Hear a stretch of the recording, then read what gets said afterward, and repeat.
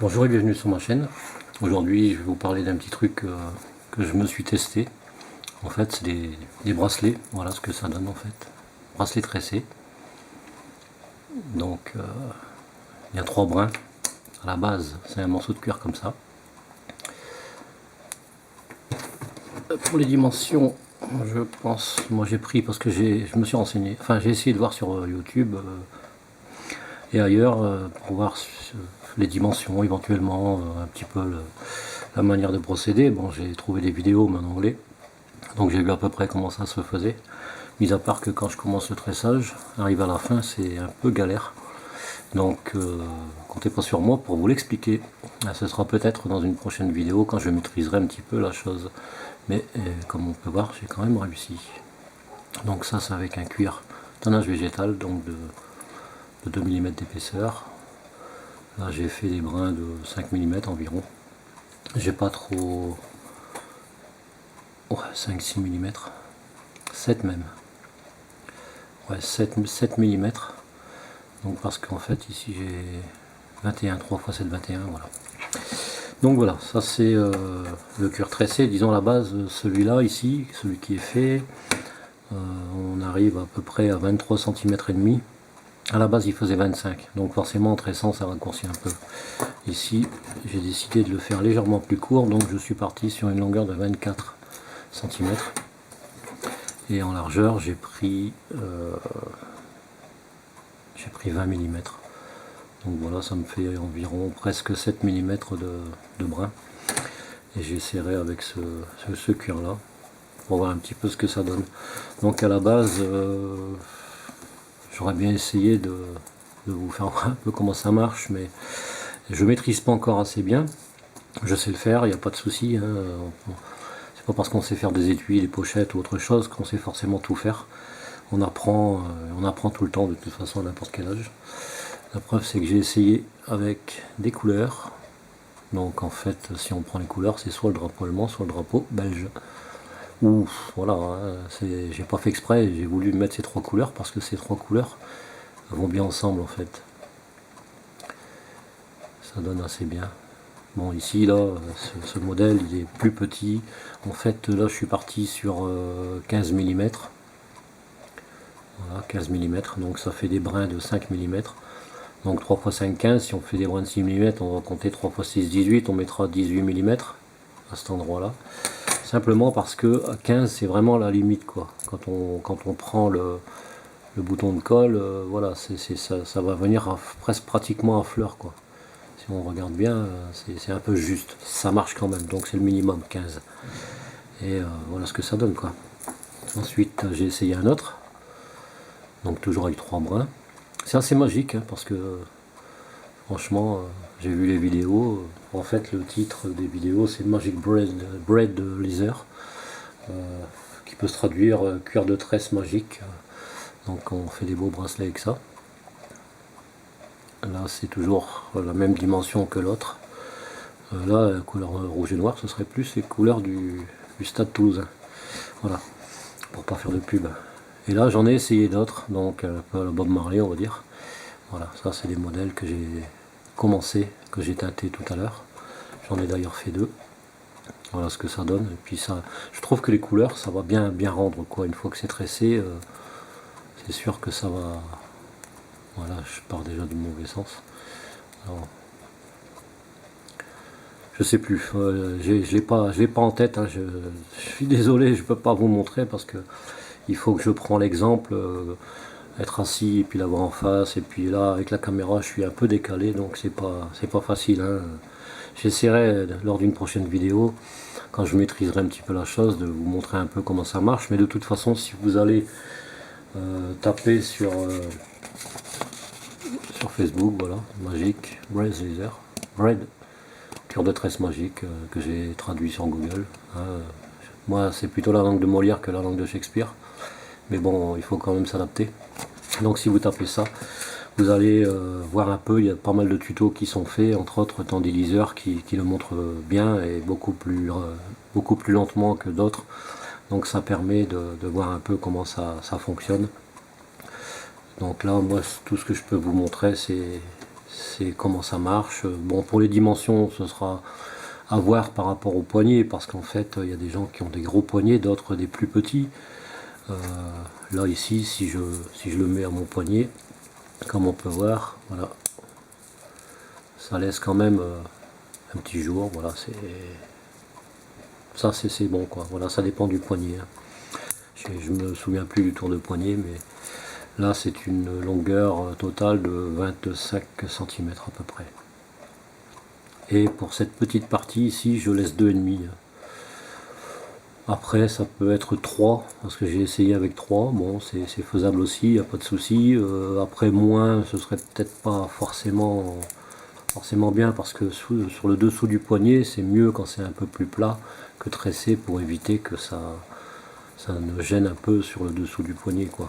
Hein, quand on voit quand même le bracelet, quand il est mis au poignet, du fait d'avoir pris 2,5 cm de chaque côté, ça prend pratiquement la largeur, quoi.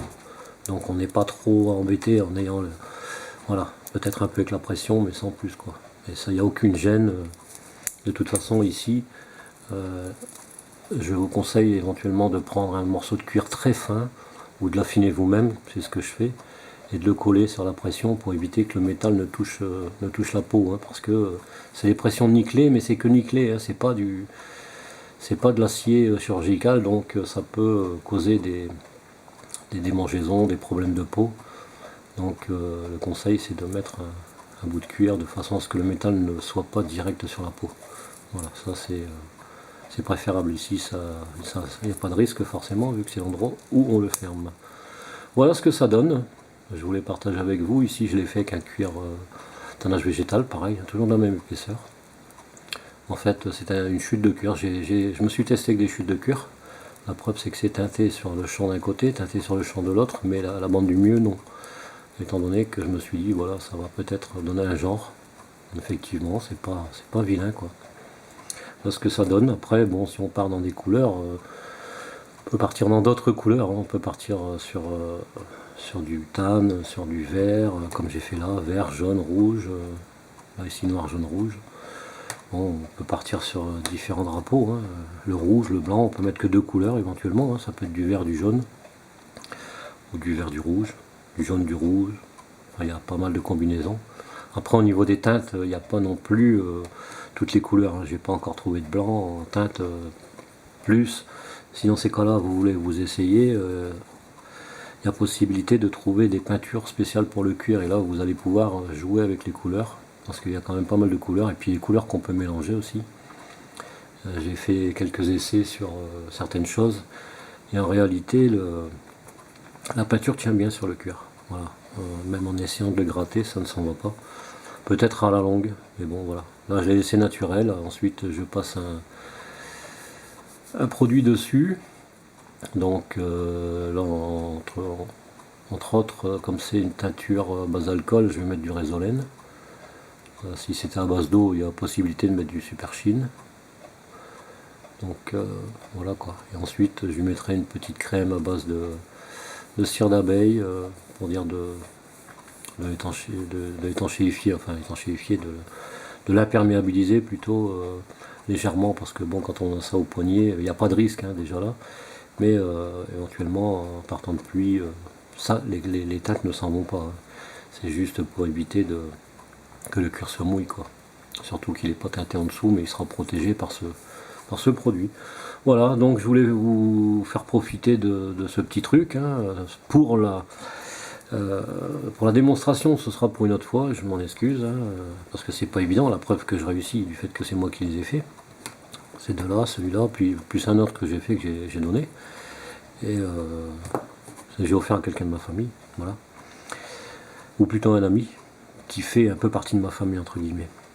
Voilà, et donc je m'arrangerai pour essayer de faire une prochaine vidéo, enfin un peu plus tard, quand je maîtriserai la chose, et quand je pourrai vous montrer, parce que si c'est pour bafouiller sur la fin, parce que j'ai toujours un dilemme avec la fin, parce que comme ça se resserre beaucoup plus, après il faut le passer d'une certaine manière, et parfois à force de le faire, on se trompe, et je m'y reprends à 5-6 reprises, si c'est pas en 10 fois, et puis voilà, quoi.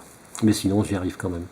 Voilà, je voudrais pas que la vidéo dure 2 heures non plus. Donc il y a d'autres personnes qui sont certainement plus qualifiées comme Tandy Deezer. C'est en anglais, mais de toute façon les gestes sont internationaux, et aucun souci, ça se comprend, peu importe la langue. Et là vous verrez un petit peu comment ça marche pour ceux qui veulent s'essayer, quoi. Hein, il suffit de reprendre cette vidéo que je viens de faire, et puis de voir avec les mesures, hein, que je peux éventuellement rappeler.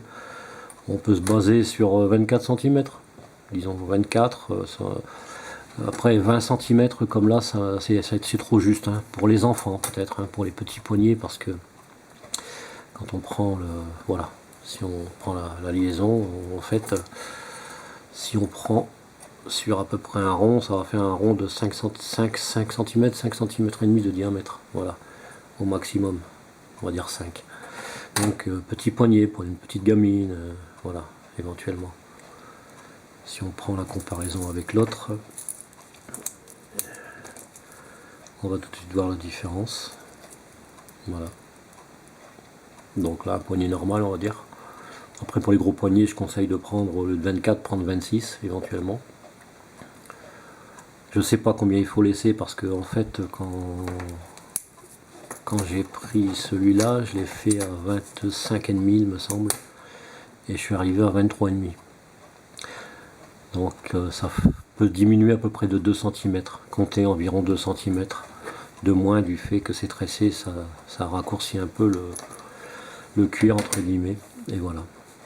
Donc sur les autres mesures, je vous en ai parlé au début. Donc voilà, j'espère que ce petit tuto vous servira, vous aura plu, et puis je vous dis à une prochaine fois pour une prochaine vidéo. Ce sera soit quand je maîtriserai ce tressage, c'est magique, parce que il faut se dire que si là c'est plein et puis que là c'est ouvert pour tresser, hein, comme avec les cheveux, ça sera certainement plus facile. Mais là il y a toute une technique, je sais qu'il faut, une fois qu'on a tressé d'une certaine manière, il faut le glisser comme ça dedans, après le glisser de l'autre côté. Voilà, c'est toute une technique, puis j'aime pas expliquer les choses quand je maîtrise pas encore, juste pour vous donner un avant-goût. Voilà, merci de visionner mes vidéos, d'être fidèle à la chaîne, et puis je vous dis à très bientôt, portez-vous bien, et à une prochaine vidéo. Allez, bye bye.